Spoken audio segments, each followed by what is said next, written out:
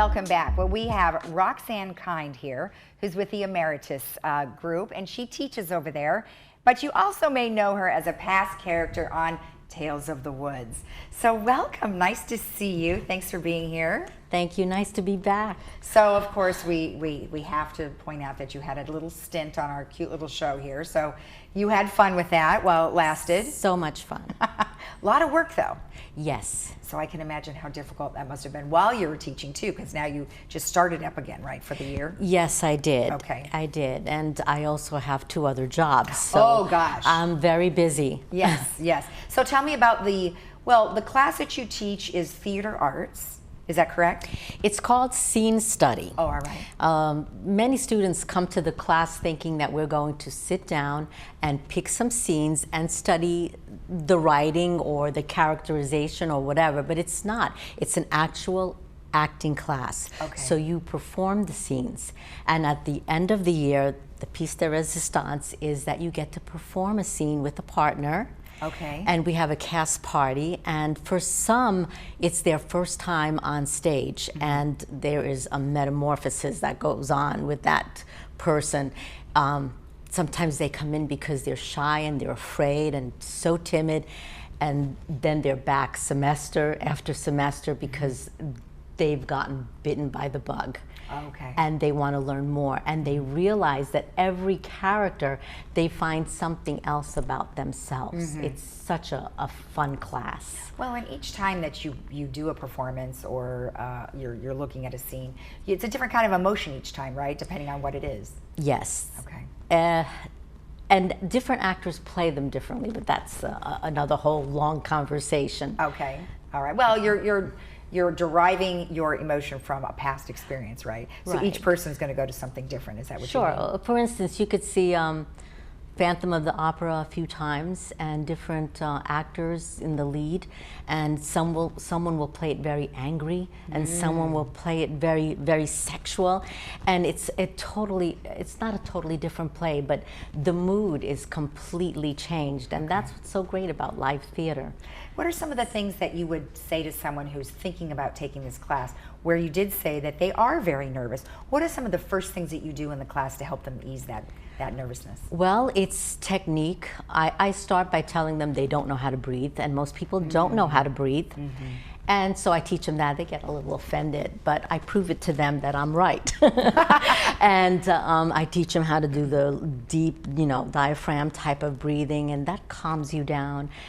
We do a lot of improv in my class because sometimes, and not just because we're seniors, but sometimes you will go blank. Something will happen, and I don't know what happens in the brain, but you go whoop. And when that happens, your improv skills take over. You know the story so well, you know the scene so well, so you're not tripped up and you're not a deer caught in the headlights. Right, right. So we have so many things that teaches them how to make them great on the stage, and they get comfortable. And you know what? What's the worst thing that could happen? Nothing. Yep. This is free theater, and we invite your friends and family at the end. Right. They're going to have a lunch afterwards. Okay. I mean, it's just joy. And and I even tell them this is such a safe environment. This is the best place to actually learn. And like I said, they come back. It gets addicting. Right. Where do you teach the class? I teach at the First Country Methodist. Okay. I hope I get it right. Laguna Country United Methodist Church? Is that what it is? Yes, Okay. I just say the church next to the temple. Oh, okay, on perfect. Moulton. Oh, okay, so it's really close. So Right, that's easy. And right. then it's called Beginning Scene Study. Yes. And it's Mondays from 10 to 11:50. Now, even though the semester's already started, can they still sign up? If they come to me by Monday, I will probably squeeze them in the class, even though I shouldn't, because I'm at my limit. I'm at 25, but usually there's attrition. So if 1 or 2 more people want to join the class, I will give them an APC code and let them in. Okay. So, I will do that for this semester. So you're already full. I mean, I'm technically full. you're already full. Wow. Yes. So you're popular, and the class is popular, and they, like you said, people keep coming back. They keep coming back, and I have to teach like Little House on the Prairie. I have the first levels, and then I have my seniors, and I do different things for different people, and different scenes that some are harder than others. So there are different levels, so you don't get bored. And as an actor, you're not a painter. You can't sit there by yourself with a set of oils and paint like my mom did. You have to work with someone. So you could never stop taking class if you're, you know, really an actor. You have to hone your craft and make yourself better. Right. Right. So. Well, do you pair up some of the senior people with the new ones? You know, I give them about 4 weeks to find their partner and find their scenes. Okay. Because I don't, some of the teachers will dictate the scenes and they will dictate who you're working with. No, this is all up to you. You want to work on something and you have your eye on a person that you've seen perform, you know, 2 or 3 times, and you want to work with them, you go and you get them and you work on what you really want to do. That's great. You know, for the first timers, sometimes I point them to a scene because I know they can handle it. But for the people that come back, it's up to them, and I expect them to find great scenes, and they do. Even some plays that I don't even know, they bring to me. I mean, how lucky am I? Yeah. So. Well, and you sound like you have an awful lot of experience. Tell me a little bit about your background. I always wanted to be an actress. I went to the American Academy of Dramatic Arts back in the 70s when it was like the top school. It's a little mansion on Madison Avenue. This is even before the big school was open in Pasadena here. So I was very lucky. It's the oldest speaking school in this country, and a lot of the greats went. Today, I'm not sure it has that reputation because theater arts is in almost every great school. But in the 70s, it was not. So I was so blessed to get in.